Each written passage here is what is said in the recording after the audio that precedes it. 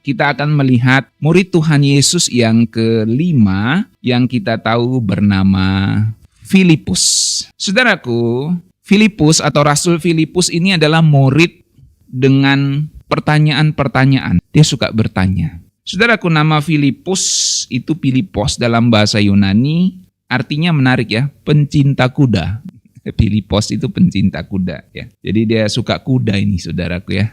Nah, asalnya dia dari Betsaida, sebuah kota yang sama dengan Rasul Petrus dan Rasul Andreas. Di Yohanes 1 ayat 44 kita bisa baca. Dia mempunyai nama Yunani ya, Filipus itu nama Yunani ya, Filipos. Yang menunjukkan kemungkinan pengaruh budaya Helenistik kepada orang-orang Yahudi saat itu. Jadi Filipus itu sebenarnya nama yang tidak familiar untuk orang Yahudi. Karena Filipos itu nama Yunani, saudaraku ya. Dan itu pengaruh budaya Helenistik, budaya Yunani maksudnya Helenistik itu maksudnya Yunani di zaman itu.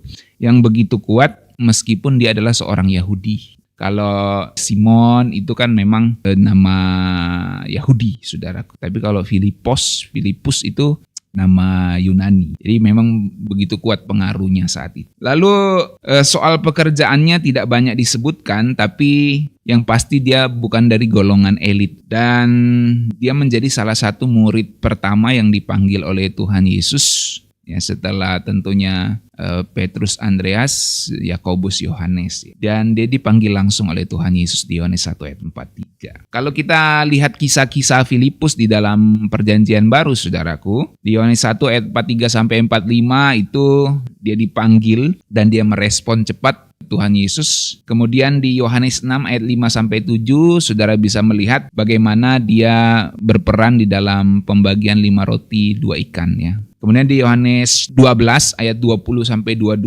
itu Filipus membawa orang Yunani ya. Dan di Yohanes 14 ayat 8-9 ada pertanyaannya tentang bagaimana Bapa. Tunjukkanlah Bapa itu kepada kami. Itu juga Rasul Filipus, saudaraku ya. Kemudian kisah Rasul 1 ayat 13, dia hadir di dalam kelompok murid setelah kebangkitan. Ini kisah-kisah Rasul Filipus, saudara. Nah, saudaraku, dalam Yohanes 1 ayat 43 tercatat bahwa Tuhan Yesus memutuskan untuk berangkat ke Galilea saat itu. Ia bertemu dengan Filipus dan berkata kepada Filipus, "Filipus, ikut aku." Ya. Filipus langsung mengikuti Tuhan Yesus, saudaraku, dan akhirnya dia menjadi evangelis pertama di dalam Injil Yohanes. Jadi kisahnya, panggilannya itu tercatat di kitab Yohanes, dia menjadi evangelis. Ya. Si F ini biasanya di evangelis atau penginjil yang pertama yang disebutkan dalam kitab Yohanes ya, Yohanes 1 ayat 45. Nah, Filipus ini bertemu dengan Natanael dan berkata kepadanya, "Kami telah menemukan dia yang disebut oleh Musa dan dalam kitab Taurat dan disebut oleh para nabi." Jadi Filipus ini paham dia tentang apa yang disebutkan dalam Taurat, kitab para nabi, dan apa yang dikatakan oleh Musa ketika dia bertemu dengan Tuhan Yesus. Oh, inilah orangnya yang selama ini dinubuatkan kalau dalam bahasa kita di perjanjian lama, di kitab suci kita, ternyata inilah orangnya gitu ya. Kami telah menemukannya. Nah, saudaraku, Rasul Filipus mungkin tidak banyak bicara, tapi waktu dia bicara dia itu ingin belajar sesuatu. Dia mau bertanya, saudaraku. Dari situ kita melihat bagaimana dia banyak bertanyanya, saudaraku. Dia juga orangnya logis dia. Waktu kisah 5 roti 2 ikan itu, saudaraku, di Yohanes 6 ayat 5-7, roti seharga 200 dinar pun tidak akan cukup ya untuk memberi makan 5.000 orang ini. Nggak mungkin ya. Jadi ia fokus pada kekurangannya, bukan pada kuasa Tuhannya. Itu menunjukkan intinya dia adalah seorang yang berpikir logis. Mungkin kalau saudara seorang yang berpikir logis, ya, logika semua ini kayaknya nggak cukup, ini kayaknya nggak mungkin begini. Nah, saudara tipe seperti murid Yesus, Rasul Filipus. Ini kayaknya nggak mungkin ini bisa ini ya. Gimana gereja bisa hidup dengan persembahan segini nih? Itu logika jalan, saudaraku ya. Gimana kita bisa hidup sehari-hari dengan pendapatan penghasilan begini nih? Nah, itu logika yang jalan. Ya, nggak salah, karena memang kita juga hidup ini harus hitung-hitungan juga, saudaraku. Tapi Poinnya di sini adalah dia seorang yang logis banget, saudaraku ya. Tetapi kadang logisnya kita itu menutup kemungkinan kepada kuasanya Tuhan. Oleh sebab itu logika itu penting, perhitungan-perhitungan itu penting, tetapi kita harus membuka ruang untuk kuasa Tuhan melampaui segala perhitungan dan logika kita, saudaraku. Itu yang menjadi salah satu karakternya Filipus. Dia fokus pada kekurangan yang ada, tidak pada kuasanya Tuhan. Sehingga Tuhan mengubahkan dia lewat mujizat itu, dia bisa melihat, oh ternyata harus ada ruang di dalam logika saya untuk kuasa Tuhan. Nah ini penting, saudaraku ya. Jadi pelajarannya harus ada ruang di dalam logika kita untuk kuasa Tuhan. Nah saudaraku, kemudian di dalam Yohanes 14 ayat 8-9 ada pertanyaan tentang Bapa di situ ya. Tuhan, tunjukkanlah Bapa itu kepada kami. Itu sudah cukup. Lalu apa Tuhan Yesus bilang? Filipus, ya. Barang siapa telah melihat aku, ia telah melihat Bapa. Nah, Tuhan Yesus mau tunjukin bahwa dia adalah gambar Bapa itu. Kalau kamu lihat aku itu sudah cukup. Kamu lihat aku, kamu lihat Bapa. Tetapi pertanyaan Filipus itu mengungkap sebuah kerinduan yang mendalam. Bagaimana dia rindu untuk melihat Sang Bapa yang diajarkan itu di dalam Perjanjian Lama. Cuma dia belum memahami sepenuhnya bagaimana Bapa itu. Dan akhirnya Tuhan Yesus menunjukkan bahwa dia datang untuk menunjukkan Bapa itu kepada kita. Dan itu sudah cukup. Jadi sudah dapat kita 2 poin, dia seorang yang logis. Sebagai seorang yang logis, dia suka bertanya akhirnya. Kok begini gitu? Mana Bapa itu? Tunjukkan. Karena dia memang logis banget. Kemudian saudaraku, setelah kebangkitan Tuhan Yesus, Filipus hadir di ruang atas di loteng Yerusalem, kita sering sebut begitu, saat pencurahan Roh Kudus. Kisahnya dicatat di Kisah Rasul 1 ayat 13. Nah kemudian saudaraku, setelah peristiwa Pentakosta itu, memang tidak ada catatan banyak tentang Rasul Filipus. Tapi sejarah gereja menyatakan Rasul Filipus itu memberitakan Injil ke sebuah wilayah yang bernama Frigia. Frigia itu sekitar Turki bagian barat, saudaraku ya. Jadi kalau saudara bayangkan negara Turki saat ini, nah Rasul Filipus itu pergi penginjilan ke situ. Saudara bayangin dia dari Yerusalem, dari Israel yang lagi perang nih sama Iran nih. Dia pergi menginjili itu ke Frigia, ke daerah Turki saat ini. Jadi dari Israel ke Turki. Nah, dan di Hierapolis, saudaraku ya, itu wilayah penginjilannya Rasul Filipus. Beberapa catatan sejarah gereja juga menunjukkan bahwa dia mati martir dengan disalibkan. Ada juga catatan yang menunjukkan bahwa dia dirajam karena imannya. Ya, ada 2 versi, saudaraku. Nah, ada juga momen-momen yang lain, saudaraku, yang dicatat dalam Yohanes 12 ketika beberapa orang Yunani ingin bertemu dengan Tuhan Yesus. Ya, mereka datang kepada Filipus dan Filipus tidak langsung menjawab, tapi membawa mereka ke Andreas. Ya, waktu di kisah Andreas saya sempat ngomong itu, saudaraku ya. Dan akhirnya mereka membawa orang-orang itu kepada Tuhan Yesus. Artinya, saudaraku, gini, Filipus itu seorang yang sangat logika, tapi dia tidak selalu mempunyai semua jawabannya. Akhirnya dia tahu harus membawa jawaban itu kepada siapa, yaitu kepada gurunya, Tuhan Yesus. Jadi dia, pinternya Filipus ini adalah dia seorang yang logis, dia suka bertanya, tapi dia tidak sok pinter. Ya, dia nggak sok pinter, makanya dia suka bertanya. Jadi waktu orang-orang Yunani datang kepada Filipus, karena dia nggak punya jawabannya, dia bawa kepada Andreas, lalu akhirnya dibawa kepada Tuhan Yesus. Jadi poin pelajarannya adalah dari Filipus adalah jangan sok tahu. Kalau enggak tahu, bertanyalah. Gitu ya.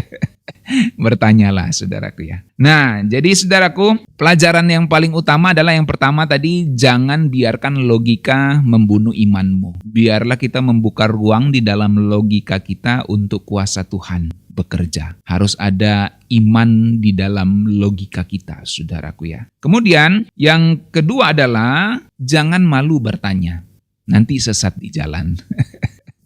Ada orang bilang gini, malu bertanya sesat di jalan. Banyak bertanya ndak tahu malu. Tanya terus gitu ya, nggak mau belajar sendiri. Maksudnya adalah pertanyaan kita itu bisa membuka pengertian yang besar, bisa membuka wahyu yang besar. Kita dapat disingkapkan sesuatu ketika kita bertanya. Makanya di dalam membuat sesuatu yang ilmiah itu, saudaraku ya, yang bersifat saintifik, bersifat ilmiah, itu selalu dimulai dengan pertanyaan. Apa, mengapa, bagaimana, siapa gitu ya, di mana, kemana gitu. Itu pertanyaan-pertanyaan, saudaraku. Karena pertanyaan itu membuka wahyu, membuka permasalahan untuk dijawab. Sama seperti kalau saudara buat skripsi, buat tesis, buat disertasi, pokoknya buat tulisan ilmiah itu saudaraku, itu harus ada yang namanya rumusan masalah atau pertanyaan masalah gitu. Apa yang ditanyakan untuk dijawab. Jadi kita membuat sebuah tulisan, pertanyaannya apa? Apa yang kamu mau jawab? Makanya kalau saya biasa buat khotbah, saya menunjukkan kepada saudara pertanyaannya. Apa yang harus kita jawab hari ini gitu. Jadi memang pertanyaan itu akan membuka pengertian, membuka wahyu yang dapat kita terima, pengertian-pengertian dalam hal ini ya. Membuka pikiran kita untuk kita mengerti apa yang harus kita ketahui, apa yang harus kita jawab, apa hal baru yang dapat kita temukan dari sesuatu yang bahkan mungkin pernah kita dengar berulang-ulang. Tapi ternyata ada sesuatu yang baru, karena itu dirumuskan oleh pertanyaan itu, saudaraku. Jadi penting untuk kita memulai sesuatu, kita bertanya dulu. Gitu. Nah itu kan cara investigasi oleh reporter-reporter, jurnalis-jurnalis, mereka selalu bertanya. Dan itu memang dilatih, saudaraku ya. Jadi Filipus itu bertanya tentang Bapa, ya. Tunjukkanlah Bapa itu kepada kami. Dan akhirnya ditegaskan dengan wahyu, seperti yang Tuhan Yesus katakan, kalau kamu lihat aku, kamu lihat Bapa. Itu sebuah pengertian yang besar, saudaraku, ya. Kalau saudara belajar tentang Allah Tritunggal, kita mengerti itu sebuah ayat yang sangat penting.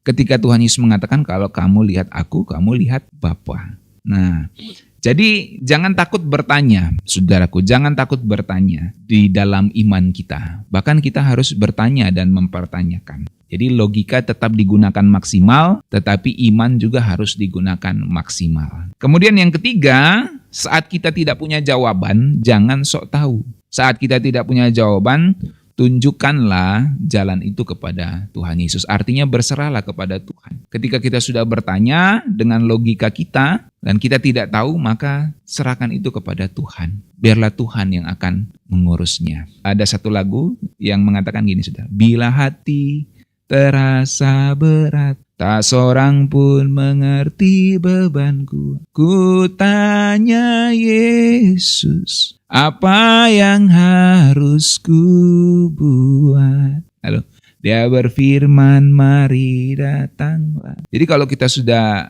bingung, saudaraku, mau buat apa, tanyalah pada Tuhan. Nanti dia akan singkapkan satu persatu. Mungkin Tuhan tidak langsung kasih dengar suaranya di telinga kita atau di ruangan itu.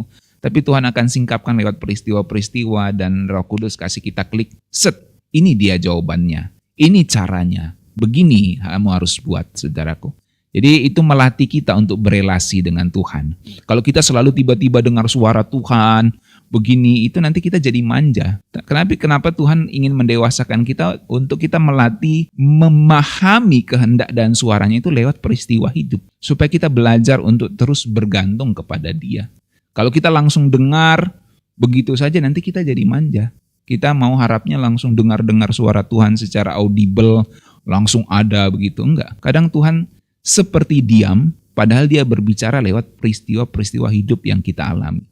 Bahkan peristiwa-peristiwa secara global maupun peristiwa-peristiwa secara lokal yang ada di sekitar kita. Tuhan berbicara, saudaraku. Jadi penting untuk terus membangun kepekaan. Dari situ Tuhan melatih kita untuk membangun kepekaan. Jadi kita mungkin gak selalu punya jawaban secara pribadi, tapi Tuhan selalu punya jawaban untuk kita. Apakah kita peka atau tidak, disitulah kedewasaan kita akan dilatih. Oke, saudaraku, demikian pelajaran dari Rasul Filipus, rasul yang logis, yang suka bertanya, tetapi dia selalu membuka ruang.